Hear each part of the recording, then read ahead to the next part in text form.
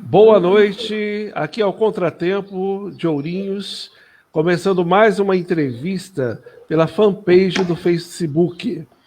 Hoje nós temos aqui um tema bastante interessante, que interessa a todos nós, porque está relacionado com o que nós comemos, né? Pelo qual nós conseguimos ter forças para sobreviver, que é através daquilo que é produzido pela agricultura.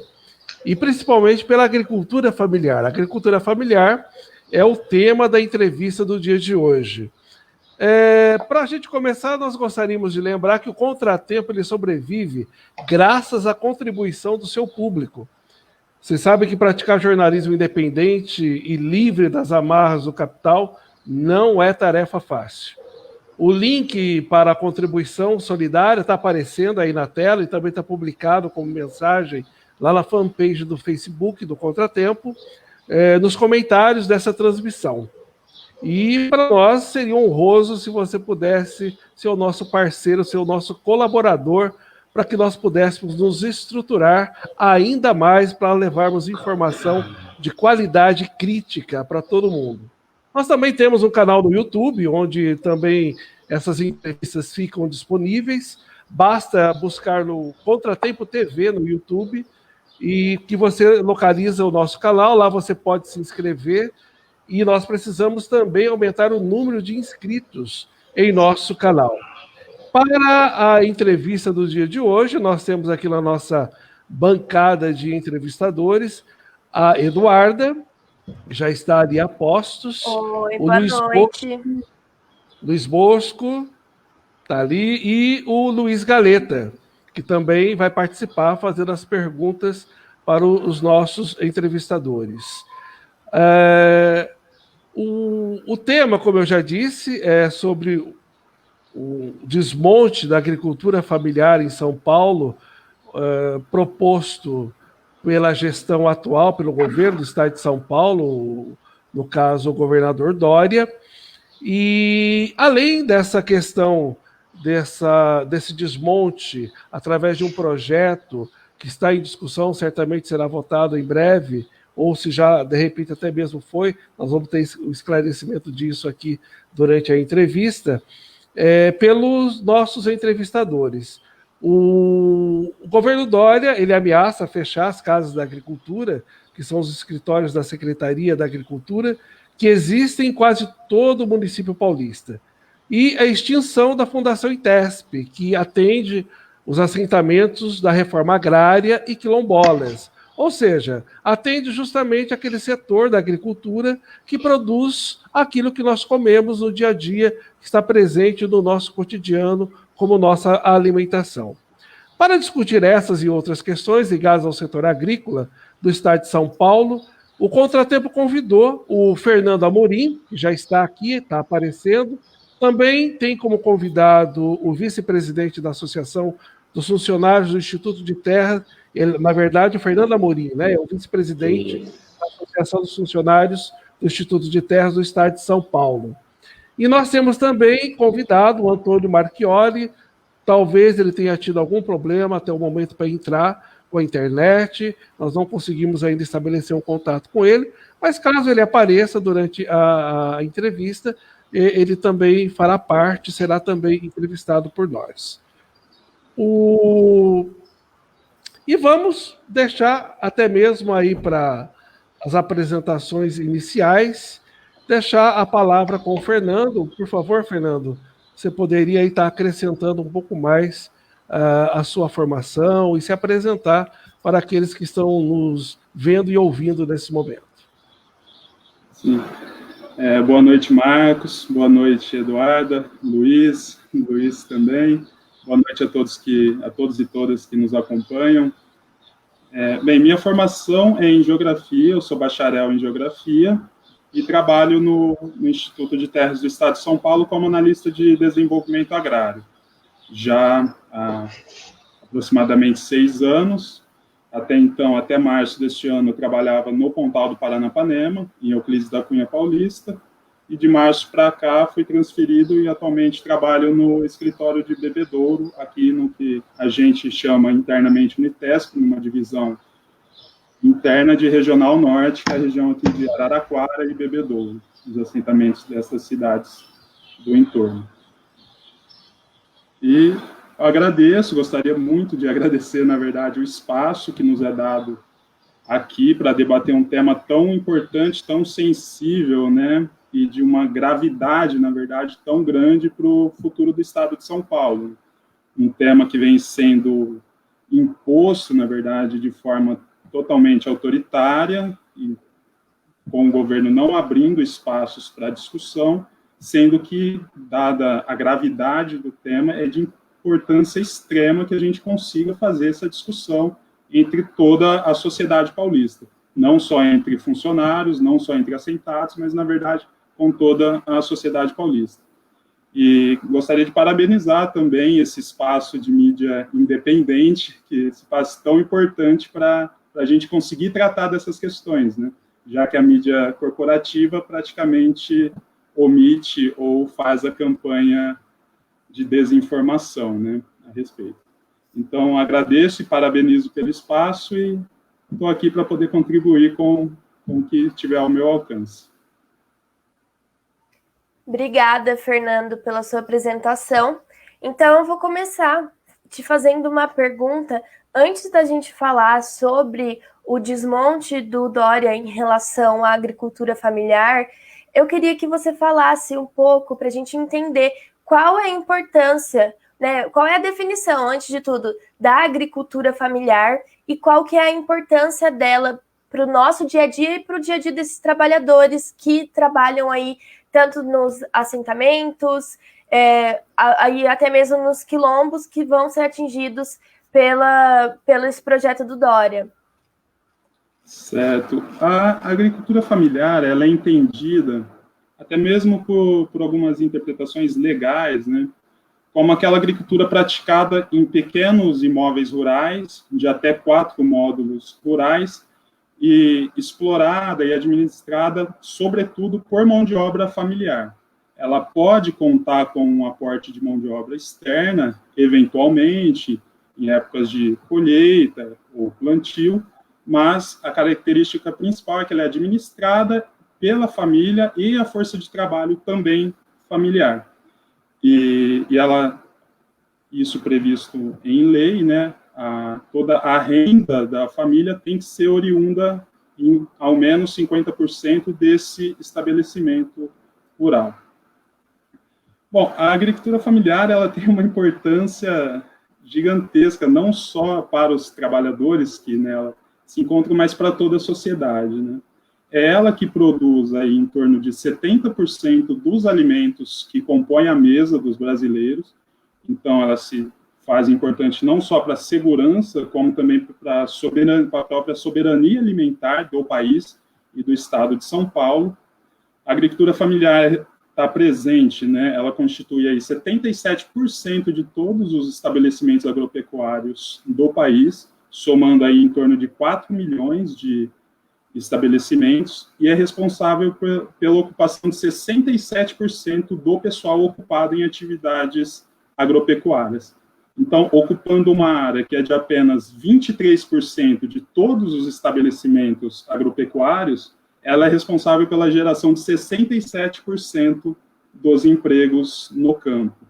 Então, quando a gente pensa aí numa área de um lote comum de assentamento rural em torno de 20 hectares, se a gente considera ali um número raso de 4 pessoas numa família, os pais e 2 filhos trabalhando, então, em 20 hectares, a gente tem ali 4 pessoas empregadas trabalhando. Quando, em comparação com as áreas de monocultura, para se atingir esse número de empregos gerados, você precisa de uma imensidão de área, né? Estima-se que são necessários aí, em torno de 200 hectares de soja para se gerar um emprego na agricultura. Então, essa é a importância da agricultura para a geração de mão de obra, né? Para a geração de empregos.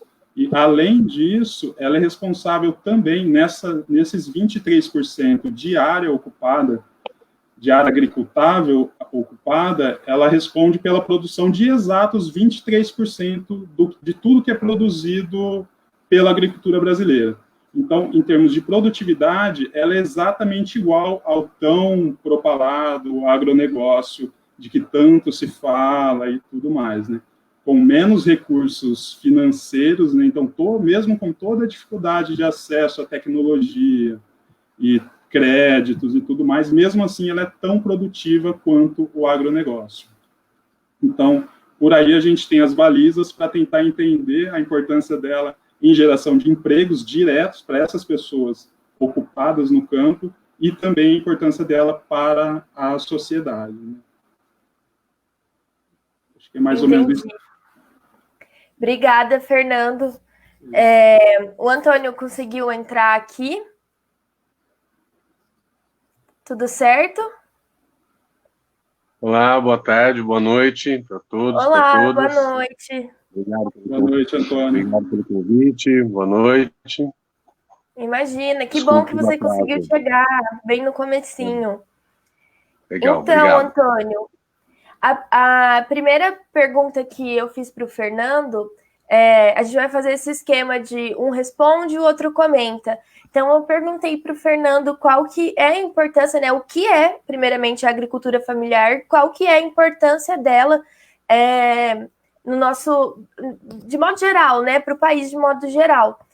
E, então, o Fernando explicou qual que é a importância no sentido de emprego, e eu queria que você me desse um exemplo mais prático para as pessoas que estão ali assistindo entenderem qual que é a importância da agricultura familiar no nosso dia a dia, no dia a dia de quem está do outro lado, no dia a dia de quem consome.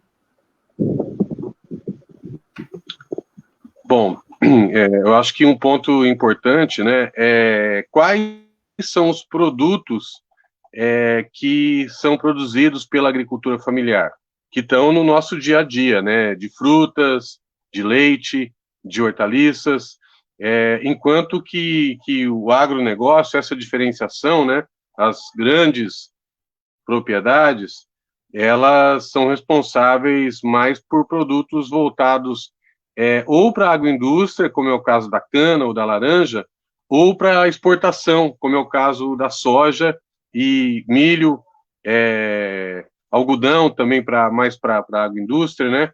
Enquanto que a agricultura familiar produz mais, é responsável, né, por produtos como o feijão, as hortaliças, como a gente comentou, a fruticultura, o leite, né? São produtos que estão aí na mesa do consumidor brasileiro. Um outro ponto importante, né, aí já ligado da extensão rural para a agricultura familiar, é o papel da diversificação, né? Então, citando aí só apenas alguns produtos, enquanto que o agronegócio é cana, né, que eu não havia falado, é a cana e as outras culturas que a gente comentou, laranja, soja, milho, a agricultura familiar ela é caracterizada por uma grande diversificação.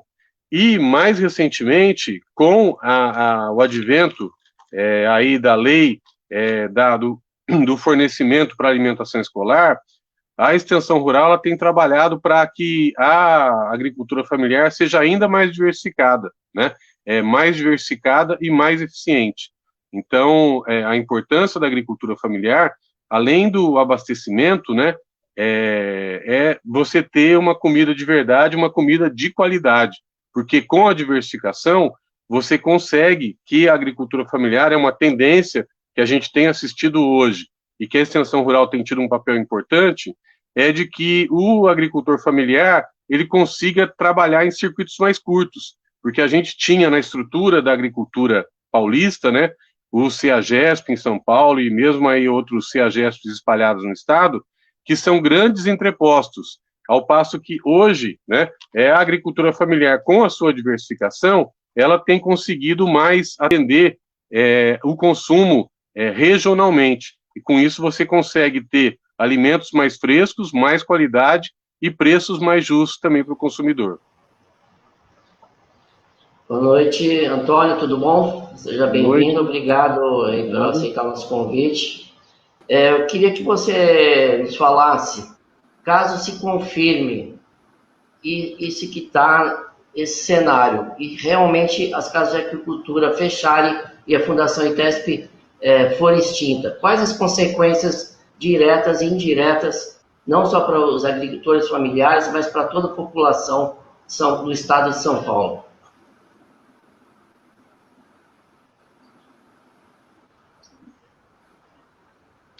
Sim, reforçando, né, essa questão aí para a população, começando invertido, né, para a população, se você tem uma agricultura que tem dificuldades na sua produção, dificuldades na sua comercialização, você vai ter o alimento mais caro.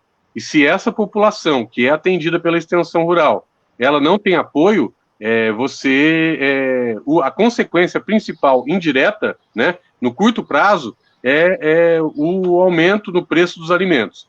Todos sabem aí, por exemplo, hortaliças, né, vamos pegar como exemplo batata, tomate, que tem uma grande oscilação de preço. Por quê? Porque essas culturas, elas dependem, às vezes até mais que outras, são culturas meio mais sensíveis, então elas dependem muito de você ter uma tecnologia adequada para você conseguir entregar o produto para o consumidor a um preço mais justo. Com relação à consequência direta para os agricultores, né, você tem hoje uma demanda por uma mudança no tipo de tecnologia que é usado na agricultura. E quando você não tendo o apoio do Estado, um lugar onde o agricultor possa procurar para encontrar as melhores opções, seja para sua produção, seja para sua comercialização, né, mais eficiente, seja para se organizar melhor, você acaba que alguém vai ocupar esse espaço. E esse espaço normalmente é ocupado por vendedores de produtos que você não tem uma mudança estrutural da agricultura que é demandada pela sociedade. Você vai ter uma agricultura baseada em insumos, baseada no uso de agroquímicos, né, e com custos também mais elevados. Então, o agricultor, principalmente, acho que um ponto a se ressaltar, a importância de você ter o espaço físico, né? Porque vocês vejam hoje o que aconteceu aqui no começo dessa conversa nossa. Eu moro numa zona, quase na zona rural de Ubatuba, em que a internet, às vezes, tem dificuldade de acesso, e isso, na zona rural, é mais comum do que se pensa, né? Você tem dificuldade de acesso. E a proposta de reestruturação da Secretaria da Agricultura é de uma digitalização, quase não, é um telemarketing, né? O que isso se propõe é de acabar com o espaço físico das coisas da agricultura. Então, isso é muito grave, porque o agricultor vai ficar sem ter aonde recorrer, né? Um exemplo que eu fiquei pensando, né, para essa nossa conversa, você tem aí grandes empresas do varejo, que trabalham com eletrodomésticos, que têm avançado nas vendas por internet. Mas isso não significa que elas deixem de ter o espaço físico. O espaço físico continua sendo importante. Você usa a internet como uma ferramenta a mais, e não em vez de, né? Então, seria realmente um abandono para os agricultores familiares, a própria sorte, se efetivamente acontecer esse fechamento das casas da agricultura. E tem também comunidades quilombolas, né, que poderia ser afetada, né, Antônio? Aí isso fica mais grave ainda, né? No caso dos quilombolas, dos indígenas, você tem um público que demanda um serviço diferenciado. A gente tem resultados aí muito significativos do Microbacia 2, principalmente na região do Vale do Ribeira, resultados também muito significativos do trabalho do ITESP nos assentamentos, e junto com a FUNAI, a CAT trabalhou em parceria com a FUNAI nas aldeias indígenas, e os resultados, principalmente voltados para a segurança alimentar, são muito significativos, né? Não dá para entender o porquê, tendo tido recentemente projetos com tanto impacto, né, positivo, por que essa vontade do governo Dória de fechamento das casas da agricultura e extinção do ITESP. Sinceramente, não dá para entender, uma vez que esses órgãos têm apresentado resultados. Então, quando você quer acabar uma coisa com... você quer diminuir custos, né, você tem que levar em conta o resultado que esse investimento está proporcionando. Essas duas coisas têm que ser colocadas na balança. Certo, obrigado, Antônio. Comenta um pouco para a gente sobre isso, Fernando. Acho que... essa pergunta. Sim, pegando um gancho na fala do Antônio sobre a motivação dessa tentativa do governo de extinção dos órgãos, né, a gente percebe, fica muito evidente que, como o Antônio disse, são órgãos que têm tido retorno em seus trabalhos, né, têm demonstrado a eficiência, a eficácia de seus trabalhos. E a justificativa econômica, que não se pode dizer nem mesmo que é apresentada pelo governo, porque o governo não apresenta os números, não apresenta estudos, ele joga um valor de um suposto déficit e fala que vai economizar com a extinção dos órgãos. Mas essa justificativa ela não se sustenta. A real motivação na avaliação nossa, enquanto servidores e de assentados e movimentos sociais, é política. Essa proposta de extinção de determinados órgãos e de readequação e extinção das casas da agricultura, ela vem em atendimento aos interesses do setor latifundiário, aos interesses ruralistas, que, de certa forma, nunca aceitaram, em específico, a política de assentamentos, e nem que o Estado tenha um órgão específico para tratar dessas questões, e agora eles avaliam que tem, no momento, um cenário político favorável, e lança essa investida sobre as terras públicas do Estado de São Paulo, porque nada mais é que isso, é uma ofensiva dos grileiros de terra do Estado, dos grandes proprietários de terra do Estado, sobre as terras públicas paulistas. Então, apenas como dado ilustrativo, para se ter uma ideia, estima-se que no Estado de São Paulo existam ainda hoje em torno de 500 mil hectares de terras devolutas, sendo que aproximadamente 200 mil hectares estão só na região do Pontal do Paranapanema. Essas áreas já passaram por processo de discriminatória, já foram julgadas, devolutas, então são áreas em que o Estado ou implanta assentamentos, ou cria ali reservas ambientais, parques e reservas naturais, ou regulariza na mão dos ocupantes, nesse caso dos grandes ocupantes. São áreas ocupadas, sobretudo, com a monocultura da cana-de-açúcar e grandes pastagens degradadas. Então, nessa área de 200 mil hectares, se a gente descontar aí em torno de 30% disso, que tem que ser reservado para APPs e reserva legal, sobram aí em torno de 140 hectares, que daria para se assentar em torno de 7 mil famílias. Dobraria-se o número de famílias assentadas só no Pontal do Paranapanema. Mas não é o que o governo faz. O governo propõe a privatização desse patrimônio do povo paulista, e a privatização, a transferência para mãos particulares de todo esse estoque de terras públicas. Esse estoque de terras já está em mãos particulares há séculos, e agora o governo propõe nada mais que a regularização disso. Porque, em paralelo à proposta de extinção do ITESP, vem também a proposta de titulação dos assentamentos rurais. Essa proposta de titulação, a própria experiência mostra, em áreas onde foi implantada, que ela estimula a reconcentração fundiária, porque na medida em que você dá o título de propriedade ao ocupante, retira a assistência técnica, dificulta todo o acesso a crédito, cria-se um estrangulamento do pequeno produtor rural. E essas pessoas, muitas vezes, não têm outras opções que não o arrendamento para o agronegócio financiarizado ou mesmo a venda a preços irrisórios de suas áreas. Então, isso, num médio prazo, leva a que a monocultura possa adentrar as áreas de assentamento, pois se rompe uma série de impedimentos legais que hoje existem, e, num longo prazo, a reconcentração fundiária. Na região de Andradina, há exemplos há experiências que mostram isso na realidade, e também, paralelo a essa proposta de de titulação, o governo tem tramitando, na verdade, já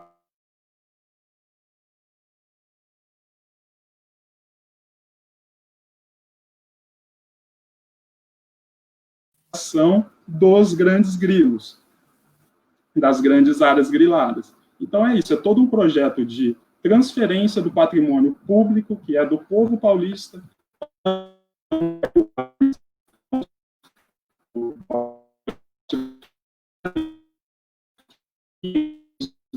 tocando e de forma patrimonialista, conduzindo e se apropriando do Estado brasileiro, né? Então, na nossa avaliação, essa é a real motivação que está por trás dessa proposta de extinção, seja do ITESP, seja das casas da agricultura. Porque é um discurso muito contraditório do governo do Estado, né? A todo momento, o secretário lança uma nota ou dá uma entrevista altamente contraditória, né, de que com a extinção das casas da agricultura, o extensionista vai estar mais presente nas propriedades ou nos estabelecimentos rurais. Mas não é compreensível de que forma isso vai se dar, né? Você tira a pessoa do município, leva para um município, muitas vezes, muito distante, e fala que ela vai ficar mais próxima. Como que isso se daria, né? Se a gente pensar em regiões como o Pontal do Paranapanema, se isso se a proposta se concretizar, provavelmente os funcionários ficarão lotados no escritório regional em Presidente Prudente. Mas temos aí municípios da região, como, por exemplo, Rosana e Euclides da Cunha, que estão a praticamente 200 quilômetros de Presidente Prudente. E qual vai ser a logística desse atendimento a esses assentados ou esses pequenos produtores que estão no município de Rosana, a 200 quilômetros de distância? Se a justificativa é para economizar recursos, mas todo esse deslocamento, ida e volta, além de colocar em risco o próprio servidor, traz um custo enorme para o Estado, além de dificultar a própria operacionalização. Quantos lotes o extensionista vai conseguir atender em um dia, sendo que ele vai gastar aí em torno de 5 horas só na estrada? Então, o discurso de economia e de otimização das atividades, ele não se sustenta. Fica muito evidente que a real motivação é política, é para atender os interesses de quem sempre esteve por trás da condução dessa política patrimonialista no Brasil e no estado de São Paulo. Obrigado pelos seus esclarecimentos. Nós continuamos aqui com a nossa conversa, então, sobre a agricultura familiar, e um dos aspectos importantes diz respeito ao movimento Sem Terra, né? Talvez um dos movimentos mais conhecidos no Brasil, que diz respeito à agricultura familiar, à nossa segurança alimentar, dentre outras questões. Eu gostaria de perguntar para o Fernando, depois o Antônio comenta também, gostaria de perguntar para os dois sobre o seguinte: no estado de São Paulo, quantos acampamentos e assentamentos existem hoje e qual é a situação deles? Vocês poderiam comentar, por favor? Olha, no estado de São Paulo são em torno de 140 assentamentos estaduais, implantados em terras públicas paulistas, mais os assentamentos federais, que são de responsabilidade do INCRA, que o ITESP, por um tempo, prestou assistência técnica por meio de contratos, que o INCRA fazia as chamadas públicas de tempos em tempos, mas desde 2016, após o golpe jurídico parlamentar, esses contratos não vêm sendo renovados. Então, esses assentamentos do INCRA estão praticamente abandonados, eles não têm assistência técnica, e o governo federal, evidentemente, não tem interesse que eles passem a ter assistência técnica. Então, o quadro dos assentamentos é esse. Com relação aos acampamentos, estima-se que exista aí, no estado de São Paulo, em torno de 20 mil agregados em lotes rurais que estão cadastrados já como candidatos a lotes. O número de assentamentos, ele flutua muito, né? Então, a gente tem mais ou menos esse número de famílias na fila para serem assentadas, em torno de 20 mil, sendo aí em torno de 9 mil apenas no Pontal do Paranapanema. É esse o quadro geral com relação aos números de assentamento e acampamentos. Antônio, gostaria de comentar também a esse respeito dessa situação?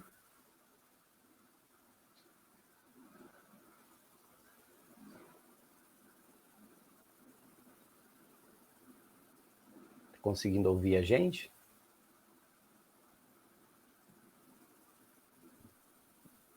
Opa, então, acho que um ponto importante da gente comentar, né, é sobre a especificidade desse trabalho em assentamentos rurais.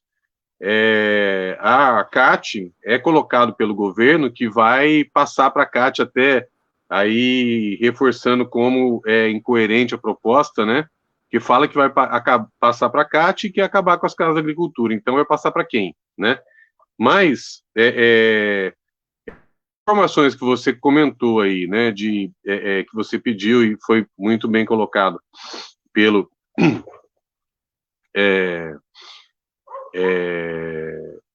extensionista do ITESP, é de que esse trabalho ele é feito especificamente pelo ITESP. Até onde eu sei, com raras exceções, normalmente os extensionistas da CAT não atuam em assentamentos rurais. A gente, durante o Microbacias, eu tive essa oportunidade, que foi para mim uma grande experiência, né, de trabalhar com quilombos. Nós recebemos treinamento específico para trabalhar com quilombos, porque é um público diferenciado, tanto quilombos quanto assentamento, é um público muito diferenciado, que exige do profissional que esteja capacitado para isso. O surgimento do ITESP no estado de São Paulo, se eu não me engano, foi acho que em 97, 98, é considerada uma evolução da extensão rural para trabalhar esse público diferenciado. O ITESP tem uma equipe multidisciplinar, como deveria ser a extensão rural. No caso, hoje, da CAT, não é plenamente assim, pelo menos. Nós temos predominantemente agrônomos, veterinários e zootecnistas, tem alguns outros profissionais das ciências sociais, mas isso é bem minoria, né? Predominantemente agrônomos e veterinários. Já o ITESP, ele tem uma diversidade de profissionais que a extensão rural demanda, e especialmente para trabalhar com essas comunidades, né? São comunidades diferenciadas. Então, esse trabalho é um trabalho de qualidade que o ITESP faz junto aos assentamentos, que não pode ser abandonado. Não tem justificativa para isso, até porque os resultados que o ITESP apresenta junto aos assentamentos é muito superior ao que é investido para manter a estrutura que o ITESP tem hoje. Já é uma estrutura bem enxuta, né? O colega do ITESP pode falar melhor sobre isso, mas a gente sabe que o valor que é investido no ITESP é muito pouco frente aos resultados que ele consegue junto aos assentamentos e junto aos quilombos.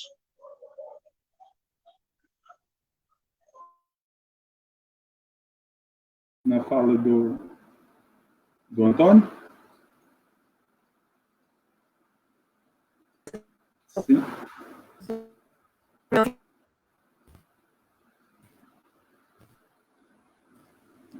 Só para fazer... Tá tudo certo aí? Vocês estão me vendo? Tá cortando um pouco. Só como um complemento, né, a fala do Antônio, o ITESP tem sim essa especificidade em seu trabalho, né? Atualmente esse corpo multidisciplinar atende aí a mais de 10 mil famílias assentadas. Tá tudo certo? Agora eu estou te ouvindo. Pessoal também? Pronto, tinha travado. Sim, sim. Voltou. Então, como eu ia dizendo... Pode continuar, Fernando. Valeu. O ITESP atende atualmente em torno de 10 mil famílias nesses 140 assentamentos em todo o estado de São Paulo, e também a 1.400 famílias quilombolas inseridas em 36 comunidades remanescentes de quilombo, sobretudo na região do Vale do Ribeira. E com particularmente com relação a essas comunidades quilombolas, o ITESP, além da assistência técnica e extensão rural, atua no reconhecimento, na identificação, reconhecimento e regularização dessas comunidades. Então, é um trabalho realmente muito específico, que encontra amparo, inclusive, na Constituição Federal. Então, atualmente, são 36 comunidades regularizadas, mas estima-se que em torno de 50 comunidades quilombolas no total. Então, essas que ainda não estão regularizadas, não estão tituladas, com a extinção do ITESP, ficarão sem a titulação, sem sua regularização. Então, quem vai cumprir essa obrigação, essa missão, que é constitucional? E, para além disso, a TER como um todo, tanto o ITESP quanto a CDRS, né, também é uma obrigação constitucional, está na Constituição do Estado de São Paulo, a oferta de assistência técnica e extensão rural. Então, quem vai cumprir com essa missão? Alega-se que vai continuar, mas não se dá nenhum detalhe sobre como isso vai ser feito, né? O próprio corpo do projeto de lei é muito inespecífico, muito generalista. Ele não, em momento nenhum, ele detalha de que forma serão feitas todas essas mudanças. No que toca ao ITESP, fica em aberto, tem um caráter discricionário ali para o governador subrogar ou não os contratos de trabalho a outros órgãos da administração do Estado. Então, fica ali o poder de decisão do governador, se ele vai querer ou não transferir os funcionários. E mesmo que transfira, o projeto prevê que serão transferidos, serão realocados os funcionários absolutamente necessários, mas também não dá nenhum detalhe sobre critérios para definir quem serão esses absolutamente necessários. Então, o projeto de lei deixa em aberto e não traz garantia nenhuma da real continuidade dos trabalhos de assistência técnica e extensão rural no Estado, né, no que toca ao ITESP. E aí, dias depois da apresentação do projeto de lei, a gente é surpreendido com essa proposta de reestruturação da Secretaria de Agricultura também. Então, um verdadeiro desmonte das políticas públicas de assistência técnica e extensão rural no Estado de São Paulo, em contrariedade à obrigação constitucional do Estado, que está prevista na Constituição do Estado. Certo. Eu acho que essa é uma das últimas perguntas que a gente vai fazer antes de finalizar. Então, dado, né, a importância do ITESP para a agricultura familiar, a gente percebe que sem esse apoio do Estado, porque a construção da agricultura familiar, ela depende do Estado, porque a gente tem a agricultura, o agronegócio sempre disputando de maneira muito injusta as terras do nosso país, enfim. E eu queria dizer, antes, para quem está assistindo, que o Fernando e o Antônio, eles não são da cidade de Ourinhos, que é a cidade que fica o Contratempo, mas a gente fez uma pesquisa rápida e Ourinhos depende, assim como todas as outras cidades do nosso estado, muito da agricultura familiar.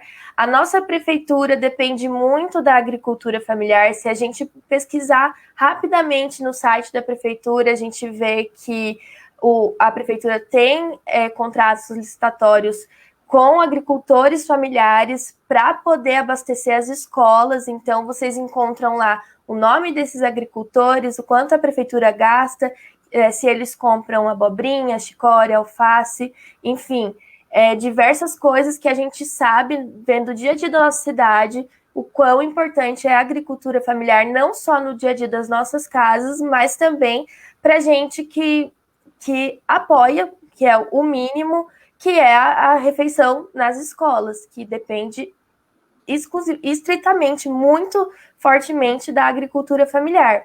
Então, eu trago aqui essa reflexão em relação à nossa cidade, né? E eu queria perguntar para o Fernando, para o Antônio comentar depois, quais são as consequências, né, desse projeto de desmonte do Dória para as prefeituras, né, para os órgãos públicos que também usam da agricultura familiar. Sim, Eduardo, A política de assentamentos rurais, ela é responsável pela geração de empregos diretos e indiretos. Então, a gente pode fazer uma conta rasa, estimando o número de empregos diretos que ela gera, a gente vai chegar a algo em torno entre 20 e 30 mil empregos diretos, fácil, pensando no número de pessoas que trabalham ali no lote. Para além disso, é interessante pensar que grande parte desses trabalhos de assistência técnica que são desenvolvidos nos assentamentos são realizados em regiões e municípios de baixo índice de desenvolvimento humano. Então, toda essa geração de emprego nesses municípios, mais a comercialização de produtos, seja em feiras livres, em mercados institucionais, mercados convencionais, como você disse, para merenda, para a comercialização e muitas vezes doação de produtos para entidades socioassistenciais, gera toda uma dinamização da economia rural e urbana desses municípios. Então, são pequenos comércios que se mantêm devido à renda gerada na agricultura desses municípios, uma gama de serviços prestados, todos dependentes dessas atividades agropecuárias, já que, em grande parte, são municípios aí de até 10 mil habitantes, que têm sua economia muito atrelada às atividades agropecuárias. Então, a agricultura familiar proporciona todo esse ciclo curto da economia, da geração de empregos, da comercialização de produtos no próprio município. Dados levantados pelo próprio IPESP mostram que, no ano de 2019, entre assentamentos e comunidades quilombolas, foram comercializados aí em torno de 310 milhões em gêneros alimentícios. Dessa forma, ciclos curtos, atendendo a merenda, a entidades socioassistenciais, a feiras, a mercados. Então, esse dinheiro é um dinheiro que fica no município, ele dinamiza a economia do município, em oposição, por exemplo, como a gente já falou aqui, ao agronegócio. Já que o agronegócio aí conta com uma benesse governamental, né, desde a década de 90, na década de 90, foi aprovado o que se chama de Lei Candir. A Lei Candir, ela isenta de tributação de ICMS produtos primários destinados à exportação. Anteriormente, não era feito dessa forma, os produtos primários eram taxados como um estímulo à industrialização e geração de empregos no país, mas a partir da década de 90, isso muda. Então, a gente tem municípios que são um verdadeiro mar de cana, que poucos se aproveitam daquela produção canavieira. Aquela produção não é tributada, não gera ICMS para o Estado, para o município fica só com os impactos socioambientais dessa atividade, já que é sabido, amplamente divulgado, deveria ser muito mais divulgado na grande mídia, mas não é, dos impactos ambientais das monoculturas, né? A gente tem um exemplo muito emblemático no Pontal do Paranapanema, onde o uso de agrotóxicos é muito intensivo na monocultura da cana-de-açúcar, e há municípios, como, por exemplo, Sandovalina, que apresenta em número relativo de casos de câncer e nascimento de crianças com má formação, superior ou igual ou mesmo superior à Grande São Paulo, regiões industrializadas, como a região de Cubatão, por exemplo. Então, é um município rural que não se beneficia praticamente em nada com a monocultura da cana e que fica só com os impactos dessa monocultura. Ao passo que, se ali fosse implantada toda uma política séria de incentivo à agricultura familiar, a gente teria todos esses efeitos, esse ciclo virtuoso gerado pela atividade. Então, os impactos no município vão por aí. Fora toda a sobrecarga aos serviços socioassistenciais, porque na medida em que há essa reconcentração fundiária, as pessoas saem do campo, as cidades têm que absorver essas pessoas. Então, aí você sobrecarrega todo o sistema de saúde, o sistema de assistência social das cidades. Então, é um custo para o município a reconcentração fundiária que virá com a extinção das casas da agricultura, com a extinção do IPESP, com a titulação dos assentamentos, se por acaso realmente todas essas propostas passarem.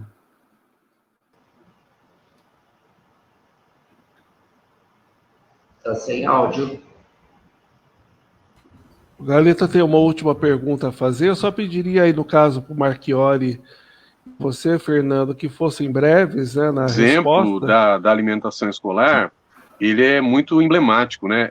Por conta de como, quando você implanta uma política pública, essa lei da compra obrigatória de 30% ser da agricultura familiar, das pequenas propriedades para entrega para as prefeituras, do que é repassado pelo governo federal, quando surge a lei, né, a prefeitura quer comprar, ela precisa, né, ela obrigatoriamente tem que comprar, mas para que ela consiga efetivar essa compra, aonde estão esses agricultores? O que eles produzem? Como eles vão se organizar para fazer esse fornecimento? No caso de Ubatuba, né, a gente começou o fornecimento em 2006, sendo que a lei foi em 2009, por conta de um trabalho de extensão rural no Microbacias 1, identificou na Microbacias que o grande limitante para os agricultores era a comercialização dos seus produtos, a gestão junto ao consumidor, e com isso conseguimos começar a merenda escolar. Veio a legislação que a obrigatoriedade, tinha um grupo organizado de fornecimento, do grupo a entrega, você época do ano, logística, né? Então, que demanda você ter um acompanhamento e um apoio, né? Não, né? Você tem o trabalho que é feito na produção, da comercialização, da logística, e você está mudando a uma comida mais saudável. O que acontece nas escolas, né? Mudando o hábito alimentar das crianças e trabalhando também a importância da agricultura familiar. Foi levantado aqui para o município, vai circular a riqueza no município, gera empregos. Então, o processo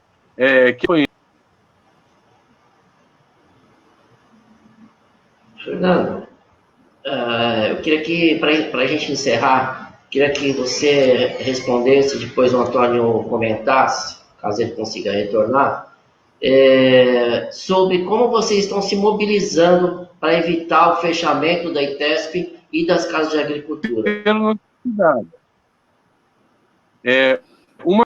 Posso falar ou o Antônio vai concluir? Importante nesse processo, né? Está ouvindo a gente. Acho que ele pode concluir. A merenda escolar? Vou deixar ele concluir. Antônio, está ouvindo? Vou concluir.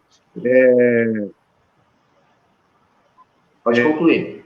Coisa importante, uma questão da venda para as prefeituras é que para vários municípios o limite de R$20 mil. Então, o impacto que era para crescer pelo governo federal tem diminuído o volume de recursos.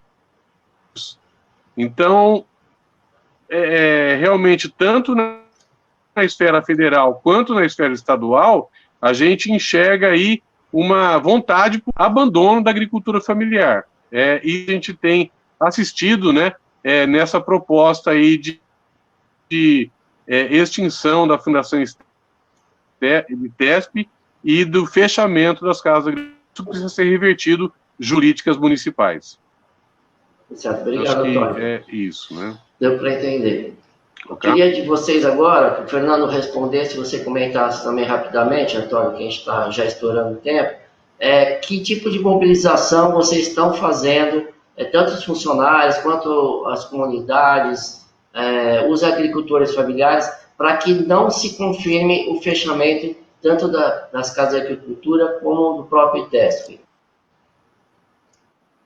Luiz, no momento, a gente vem tentando somar esforços aí entre todas as instituições envolvidas, né, na fila dessa degola proposta pelo governo Dória, e buscando apoio junto à prefeitura, junto ao público atendido, junto a assentados, movimentos sociais, a vereadores, câmaras de vereadores, associações, buscando apoio junto a deputados. Toda essa articulação política vem sendo feita.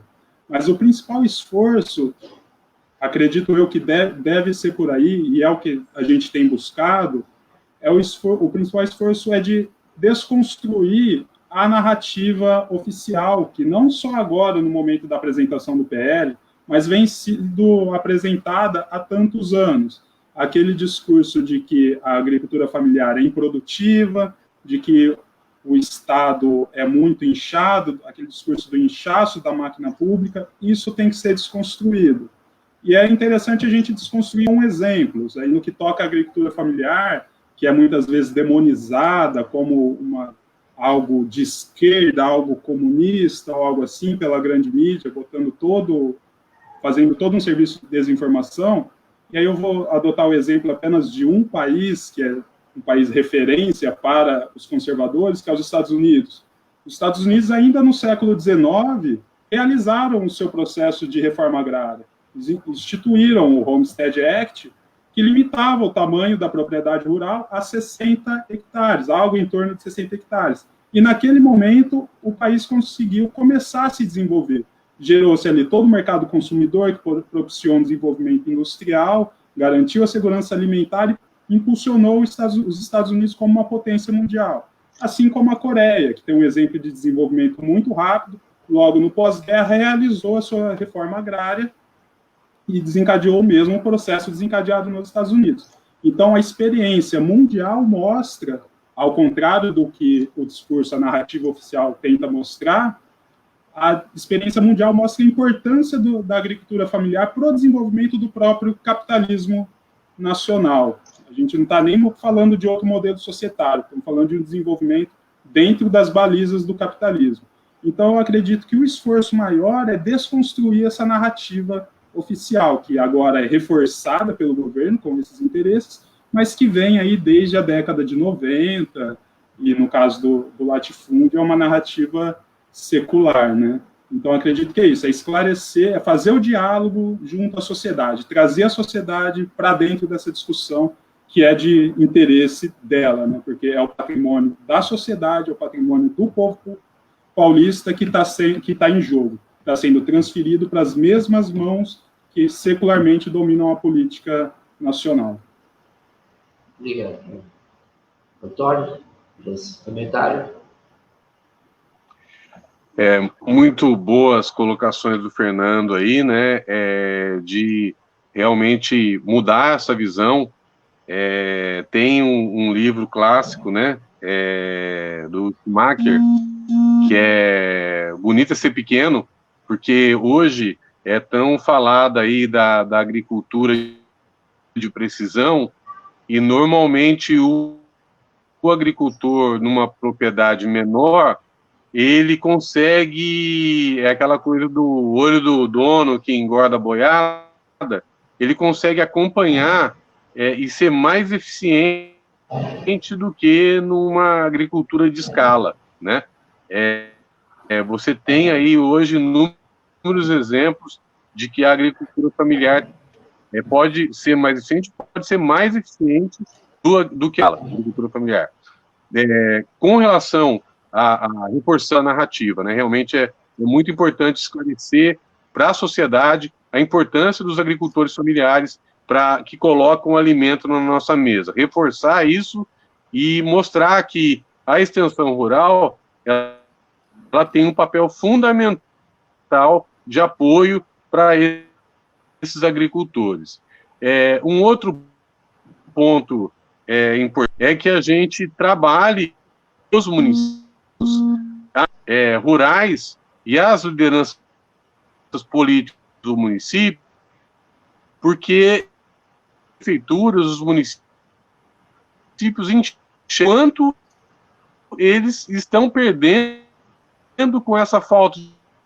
abandono do Estado? Porque tem uma grande listas no assunto. Se esse é passado para agricultores, vão perder muito, né? O município vai perder sido, e esse agenda das eleições municipais, na beira das eleições municipais, e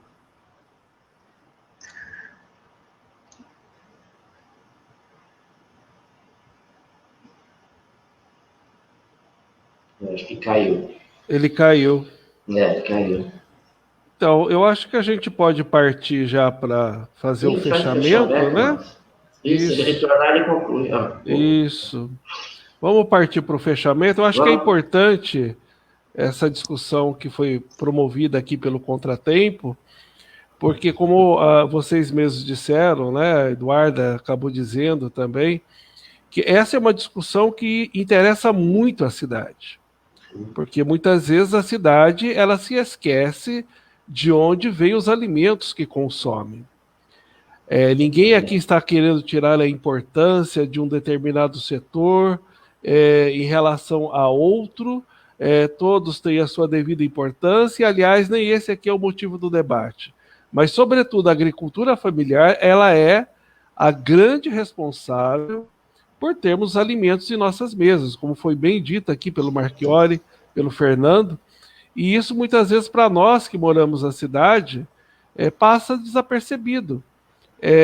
Nós vemos o agro é pop, né, como propaganda nos intervalos do Jornal Nacional, e muitas vezes nós somos levados a pensar que a agricultura é isso. Mas a gente esquece de onde vem a alface, o ovo, né, o arroz, o feijão. O MST no sul tem uma plantação formidável de arroz ecológico, né? É uma das maiores plantações que a gente tem aqui na América Latina. Inclusive exporta isso, acaba exportando também isso para a Europa, muitas vezes. E nós aqui que moramos no Brasil, nós não sabemos nem como termos isso em nossas mesas.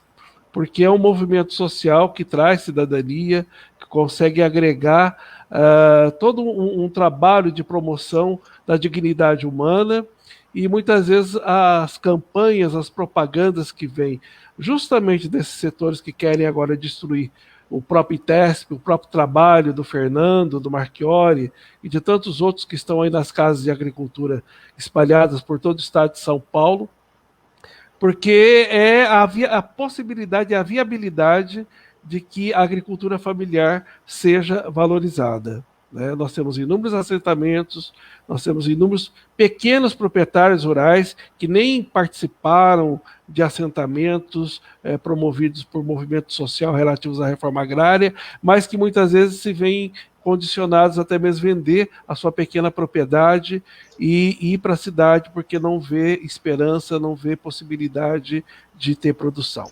Então eu gostaria de agradecer muito o Fernando, agradecer o Marchiori, eu não sei se ele conseguiu voltar, acho que ele conseguiu.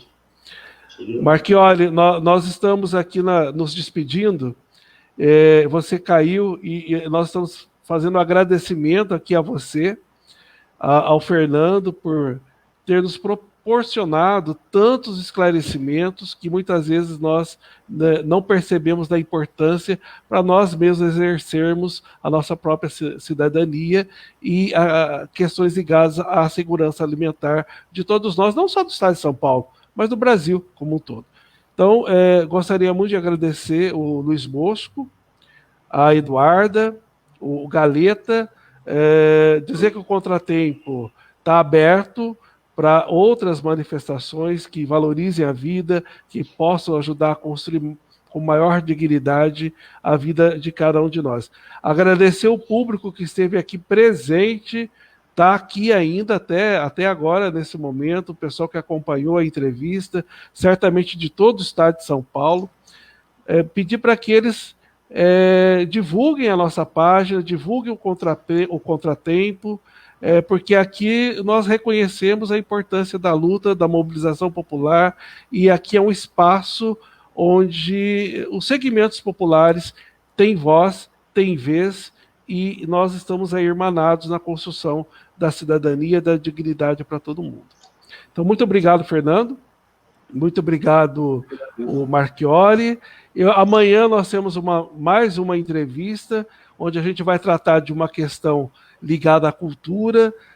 Vamos conversar um pouco sobre a Lei Aldir Blanc, que possibilitou, nesse momento de pandemia, a sobrevivência, né? E ainda vai possibilitar a sobrevivência de muitos atores culturais que, nesse momento, viram, de repente, ceifadas aí as oportunidades de atuarem e terem também o seu ganha-pão, e discutirmos um pouco a cultura de Ourinhos, né? Que já que nós estaremos 2 entrevistados aqui da cidade de Ourinhos, o Leandro e a Karina, que são diretores de teatro aqui da nossa cidade de Ourinhos. Então fica aí o convite para todo mundo. Obrigado por você que nos acompanhou. Curta a página do Facebook do Contratempo, procure TV Contratempo no YouTube, também se inscreva lá para você poder ver e assistir os outros vídeos que nós fazemos. Muito obrigado a todos, e amanhã nós estaremos então de volta às 18 horas com mais uma entrevista pelo Contratempo. Obrigado, pessoal. Muito obrigado. Obrigado pela oportunidade. Obrigado pelo espaço. Boa sorte para vocês. Obrigado. Nós é que agradecemos. Valeu. Um abraço a todos.